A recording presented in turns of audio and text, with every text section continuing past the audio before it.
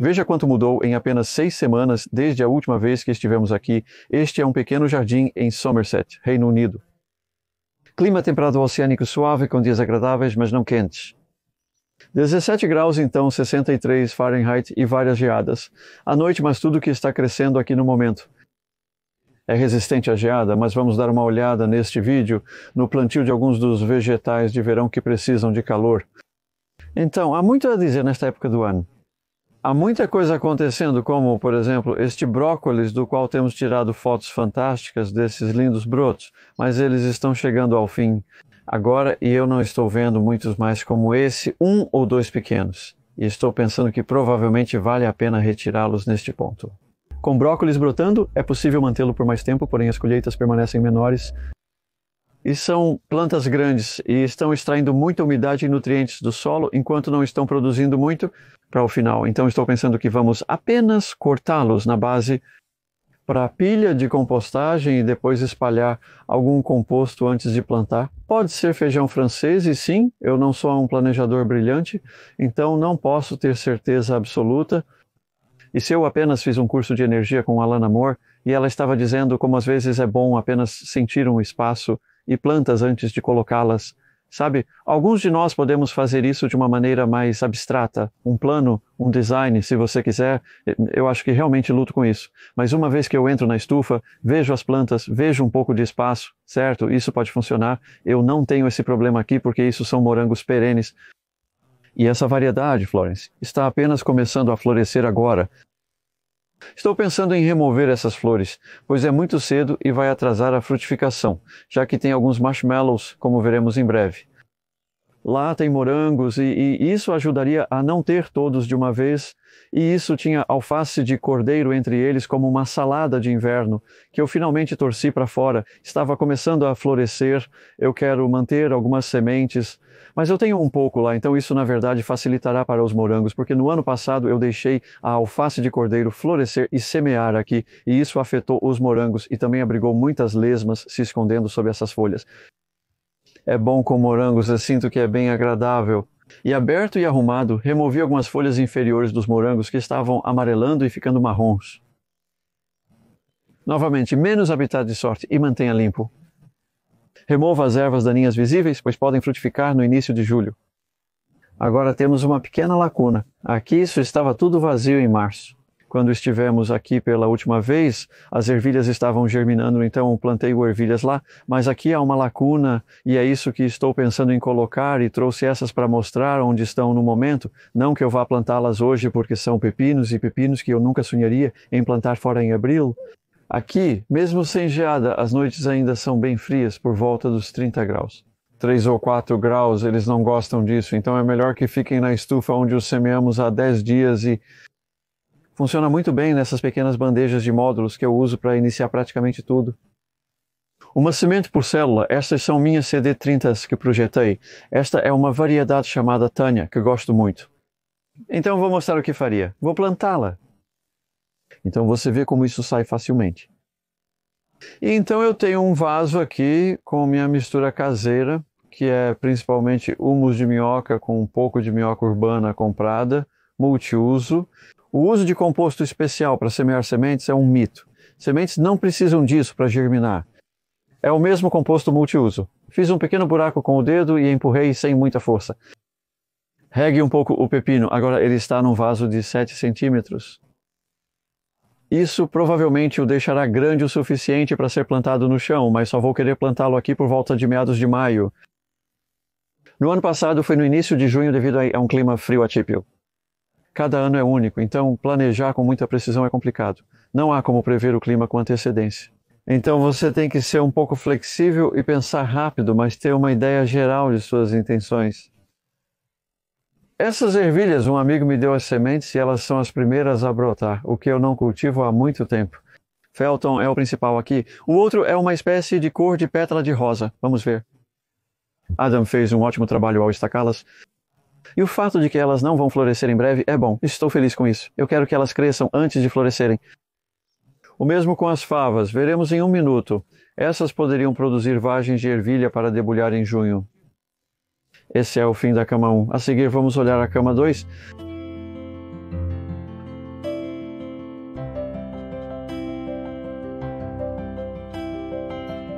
Então essas favas que eu semeei 5 meses atrás, este é um projeto de longo prazo. Eles não crescem muito porque passam o inverno. O fato de eles passarem o inverno e estarem colocando raízes significa que quando chega a primavera, como agora, eles crescem de forma surpreendentemente rápida para este clima. Então, sabe, ainda não tivemos nenhum dia realmente quente, mas mesmo assim isso está parecendo promissor. E eles até têm pequenas vagens na parte inferior. Às vezes essas caem, depende de como o tempo vai, mas a safra de feijões precoces pode ser um pouco menor devido a condições climáticas adversas, como uma geada tardia que pode afetar as flores inferiores, resultando em uma colheita um pouco mais tardia. Quando eles ficam tão altos, esta é uma variedade chamada Aqueduct Claudia, que vai subir até aqui se você deixar. Eu não quero isso, e estou pensando em tirar o topo neste ponto. Então isso vai mantê-los um pouco mais curtos. Você pode comer isso. Tem um bom gosto de fava verde. E também incentiva a frutificação em vez de fazer mais caule, porque parte do valor de uma fava que passou o inverno é a precocidade, sabe? Ter vagens de feijão no final de maio, mesmo neste clima, é algo para apreciar. Eu certamente amo isso mais do que qualquer coisa. E então também significa que estes terminarão mais cedo. Então, por exemplo, eu poderia segui-los com brócolis que vou semear em junho e transplantar. O final de junho pode se estender até o início de julho. Neste espaço é muito incomum para mim. Ainda não colhi nada este ano. Eu mantive isso aberto e veja o que está aqui.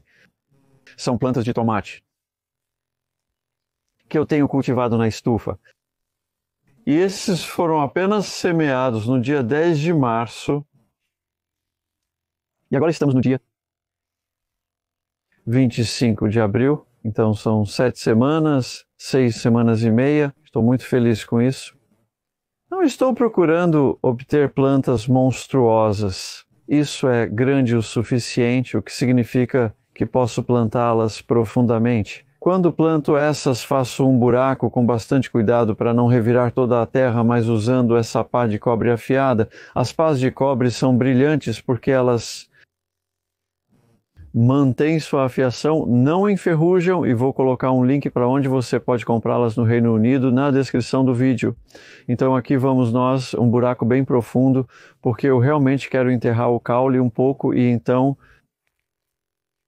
não estou colocando nenhum suporte neste ponto, né? Está apenas indo para lá e o que eu vou fazer? A razão pela qual eu não vou plantar todos os 6, colocar um tecido por cima com um pequeno arco para protegê-los. Aqui no jardim principal estamos abrigados, mas ainda não faria isso porque provavelmente haverá outra geada. E então seria arriscado, mas aqui estou bastante confiante de que isso funcionará e também economiza um pouco de trabalho, que é o transplante do tomate, porque você pode ver como o sistema radicular dessas plantas está bastante bem desenvolvido. Está ficando sem espaço para enraizar e alimentar. Não os alimentei. Todo esse crescimento veio do composto, que é metade caseiro, e é por isso que tem alguns trigos e urtigas crescendo ali, e metade do verme urbano. Se não, eu os plantaria em 9 semimetros com o dobro de volume de composto. Isso é outro trabalho, então às vezes se você pode colocá-los assim, é bom. E por último, nesta cama do meio temos a alface, tão diferente do ano passado. Muito pouco dano de lesma, exceto curiosamente nestas alfaces romanas, e elas não estão perto de nada em particular. Eu notei em outros lugares que estas alfaces romanas têm buracos de lesma por algum motivo. Oh, e eu acabei de ver, é por isso que é bom, é um caracol na verdade, bom até para fazer essa verificação, vou dar outra olhada, vamos ver o que mais temos aqui, é só essa, estou tirando a folha danificada e tem mais folha danificada aqui, mas eu não acho que tenha um caracol lá, mas pode ser apenas esse caracol causando todo esse dano. Tem outro também, bem, vou esmagar esse. E então nesta primavera tivemos uma epidemia de ervas daninhas de árvores e é isso que está surgindo aqui. Há uma grande ou uma menor, por exemplo. Eles têm hastes longas e provavelmente é freixo. Geralmente pode ser mais doente e popular.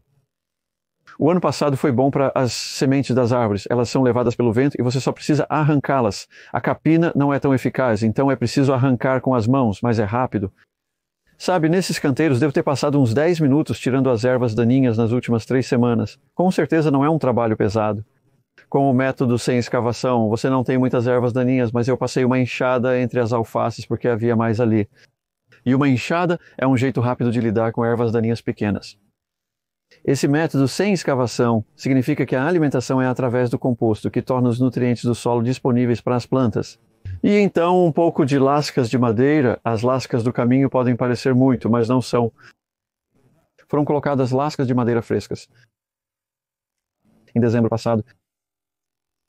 A camada é fina, mas parece mais espessa, porque a chuva lava a parte preta, deixando apenas a madeira amarela visível na superfície.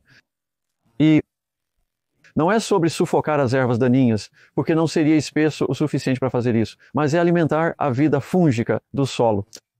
E isso ajuda a manter o solo fértil e de bom humor e não crescer tantas ervas daninhas. Isso pode parecer estranho, mas é o que vejo funcionando aqui, pois não consigo explicar como às vezes há tão poucas ervas daninhas. Ele está soprando principalmente as ervas daninhas. Agora vamos olhar o canteiro final.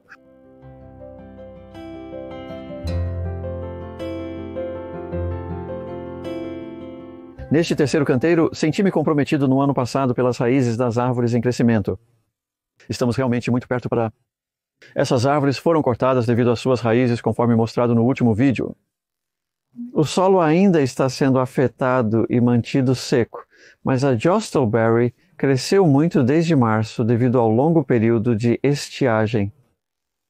Nas últimas 8 semanas, tivemos 20 milímetros de chuva, isso é menos de 1 polegada. O solo parece seco, mas uma vez que as plantas tenham suas raízes firmes, faremos melhor, incluindo os morangos.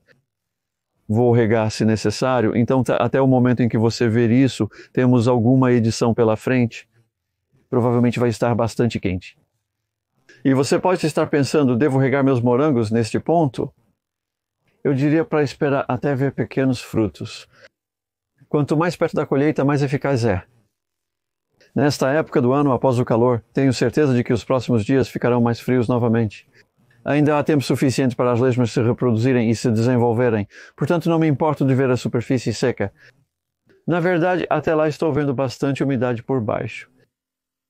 Então sim, vá com calma na rega. E então isso está me intrigando. Esses couve-flores de Roscoff que foram plantados no chão, 1º de outubro, em pleno outono passado, estão aqui desde então, ainda não produziram um couve-flor. Eles deveriam fazer isso em maio. Então eu dou uma olhada bem no centro aqui e estou sempre esperançoso quando eles chegam a esse tamanho para ver um pequeno florete se desenvolvendo, mas ainda nada. O que tenho em mente é que no ano passado eu tinha algumas couves-flor de Alzheimer bem ali e elas estavam ótimas até maio, com folhas bem grandes e verde escuras, mas nada nunca se desenvolveu no meio. Eu as mantive até o início de junho e então decidi, certo, elas têm que ser retiradas. E às vezes isso pode acontecer, então eu as retirei e plantei beterraba no lugar. Então é aí que também é útil ter pequenas mudas prontas para assumir o lugar. Isso poderia ser abobrinha aqui, provavelmente no máximo 2. E isso poderia funcionar, pois eles precisam de muito espaço ao redor. Quando os morangos estiverem crescendo e absorvendo muita umidade e nutrientes, já deveriam estar maduros. Com os morangos eu os corto até o chão e coloco composto neles. Eles ficam semidormentes no verão, brotando e crescendo novamente no outono. Ao decidir o espaçamento e plantar um ao lado do outro, inclusive intercalando as plantações. É sobre apenas calcular os inícios e fins. A abobrinha será pequena por um bom tempo enquanto os morangos estão frutificando. E então é uma coisa semelhante aqui, na verdade, com as ervilhas doces. Estes vieram de Laura Honor, que administra o School Beans, excelente projeto de horta escolar perto de Yaleville. Se estiver por perto, dê uma olhada, é ótimo para as crianças. E ela guardou algumas ervilhas doces, ou melhor, as crianças fizeram isso, sementes do último outono. Então é isso que está aqui. E eu as semeei em dezembro na estufa em um vaso. Então era pequeno o tempo todo, mas desenvolvendo raízes que coloquei lá, provavelmente no início de março. Tudo isso ficou encoberto por um tempo. Eles estão com bom aspecto, mas a couve-flor está muito perto. E estou até pensando em arrancar esta planta de couve-flor em favor das ervilhas doces, porque ainda tenho bastantes couve-flores. São essas pequenas decisões constantes ao gerenciar um pequeno espaço para aproveitá-lo ao máximo. Não imaginava, ao plantar esta couve-flor, que iria plantar as ervilhas doces. Então é isso aí. Na verdade, sabe o que vou fazer agora mesmo só para te dar essa imagem? E também tirar uma planta grande assim, você me desculpe muito que eu tenho que fazer isso, né? Mas se você fizer muita rotação assim, você pode tirar a maior parte da raiz, estou deixando muita raiz, não perturbei muito o solo, e então farei isso apenas para empurrá-lo para baixo novamente. Quero que o solo esteja firme, sem cavar, e você sabe que não deixa solto e aberto, também vai perder umidade. Se você fizer isso, né, então há muita coisa acontecendo aqui agora e estou realmente ansioso para recebê-lo de volta, talvez em 2 meses. Veremos como vai e acho que será um período de crescimento bastante massivo e deve haver muito para ver.